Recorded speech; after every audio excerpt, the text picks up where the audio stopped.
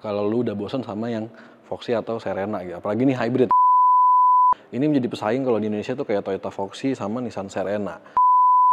Daya tawarnya lebih tinggi lah dibanding dua yang tadi. Setelah kita lihat di Gias 2024 dan IMS 2025 kemarin, akhirnya Honda Stepwagon e-HEV ini launching dan bisa dibeli sama peminat di Indonesia. Nah, mobil ini tuh masuk ke upper MPV atau UMPV disebutnya ya. Kalau kita tahu kan ada LMPV, ada medium MPV, nah ini di atasnya. Dan mobil ini tuh cocok buat orang yang pengen bawa keluarga, jalan jauh, tapi pengen irit, pengen berperforma juga. Nah ini cocok banget nih. Nah, kita bakal bahas apa aja nih tawarin sama Honda Stepwagon ini secara lebih gamblang lagi. Makanya tonton terus videonya sampai habis.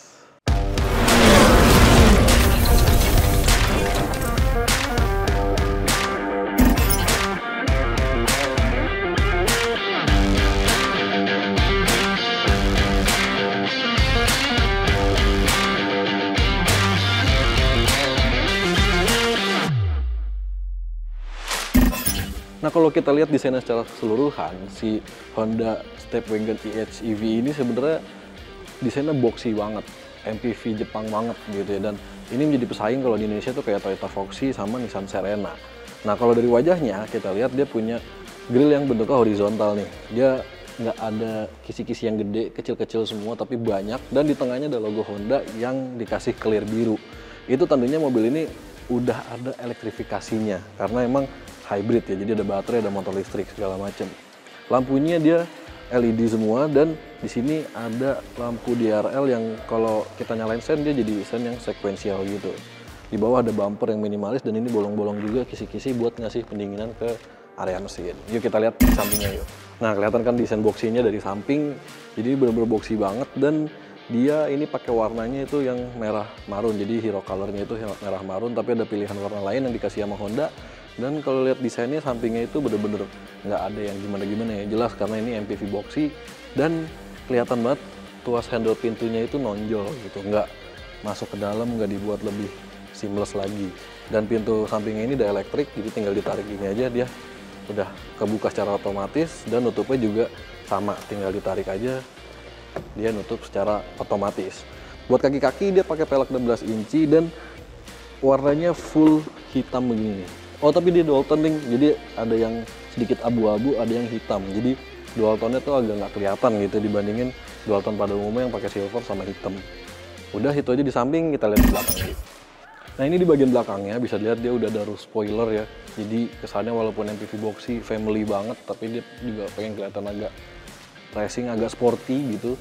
Dan lampu rem dan sisa lain-lainnya tuh di pinggir-pinggir kanan kiri sini. Jadi pintu belakangnya tuh benar-benar bersih selain logo-logo, kayak ada logo Honda yang clear biru juga. Di kiri ada tulisan Stepwagon dan di kanan ada e-HEV. Nah, ada tulisan Spada, sebenarnya gue nggak ngerti apa Spada itu juga karena mungkin produk ini kita ngelihatnya lebih dulu daripada launching, jadi mungkin nanti pas launching dijelasin apa itu Spada. Nah, di bagian atas ini juga dia udah dikasih stop lamp juga, jadi harusnya sih nggak ngeganggu ya, kanan kiri doang, tapi di tengahnya juga ada gitu. Nah, dia juga udah power back door nih, cuma dia beda kayak Serena ya. Kalau Serena itu kan dia bisa dibuka dengan dua cara, ada yang cuma di kacanya doang, ada juga yang bisa dibuka full gitu. Nah, ini benar-benar harus dibuka full semua. Dan kalau kita lihat di dalamnya bagasinya tuh cukup luas, sekitar 900-an liter lah kalau baris ketiganya nggak dipakai. Nah, ini baris ketiganya dilipat jadi bikinnya rantai-rantai. Honda pinter banget. Tapi kalau garis ketiganya ini dipakai seluruhnya, kapasitas bagasi cuma sekitar 600 literan kalau nggak salah, kayak gitu. Dan ini udah power back door juga ya, jadi asik sih sebenarnya. Oke, sekarang kita lihat interiornya yuk. Nah, ini interior dari Honda Stepwagon e-HEV ya. Kalau gue lihat sih semuanya full black, gue suka banget nih. Buat laki-laki pasti suka banget full black ini. Dia cuma ada beberapa garnish chrome kayak di bawah setir sini sama di tuas transmisi sini, bukan tuas ya, tombol transmisi nih, sama di parking brake. Udah sisanya hitam dan ini ciri khas sebuah MPV boxy banget.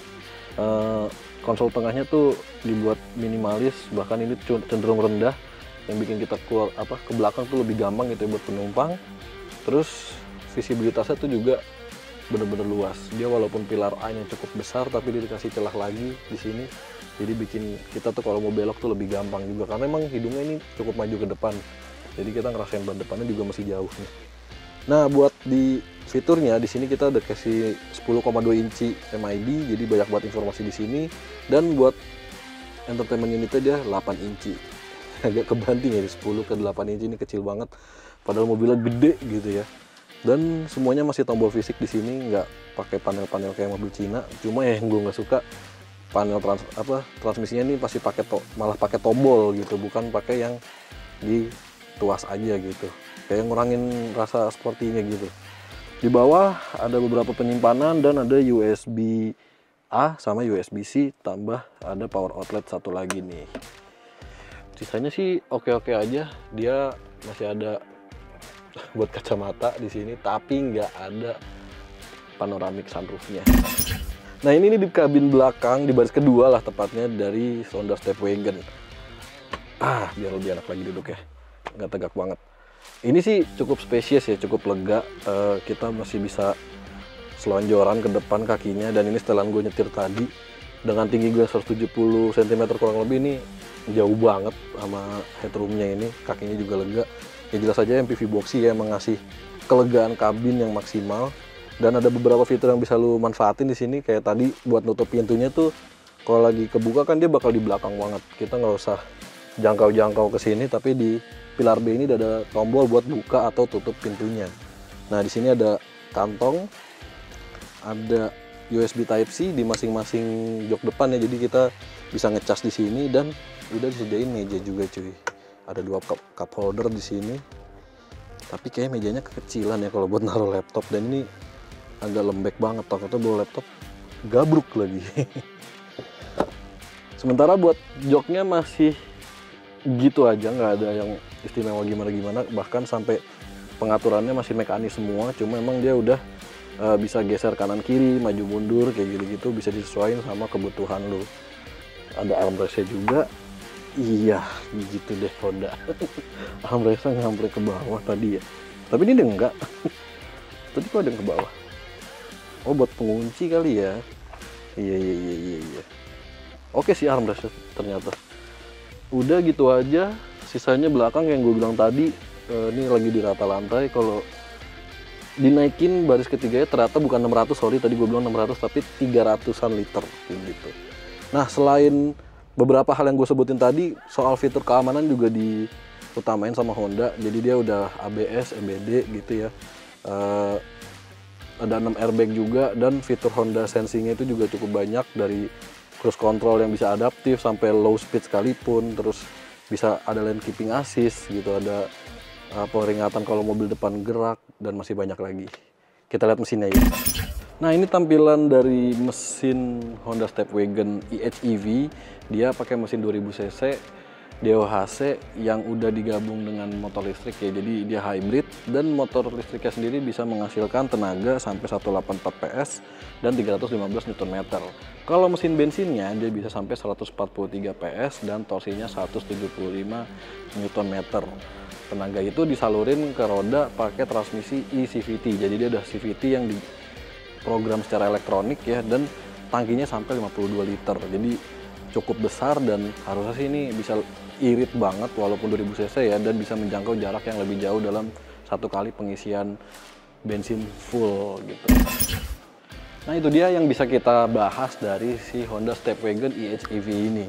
Sebenarnya sih mobil ini jadi tawaran baru ya buat konsumen yang pengen mobil yang cukup lega, bisa buat keluarga, bisa buat macem-macem gitu, buat jalan jauh bisa, buat cuma kayak sama anak pergi ke Dufan, ke Ancol gitu-gitu, bisa banget kalau lu udah bosan sama yang Foxy atau Serena gitu. Apalagi ini hybrid gitu kan, jadi daya tawarnya lebih tinggi lah dibanding dua yang tadi. Nah, sayangnya waktu kita bikin video ini itu harganya belum ada, tapi gosipnya itu di angka 700 jutaan nih, di bawah lah, di bawah 700 juta. Tapi buat harga pastinya ada di deskripsi nanti. Nah, gimana menurut lu soal mobil boxy dari Jepang yang satu ini? Tuliskan pendapat lo di kolom komentar di bawah, dan jangan lupa juga untuk like dan subscribe channel Brem by Yuzon Indonesia untuk mengetahui video otomotif berikutnya. See you in the next video. Bye-bye.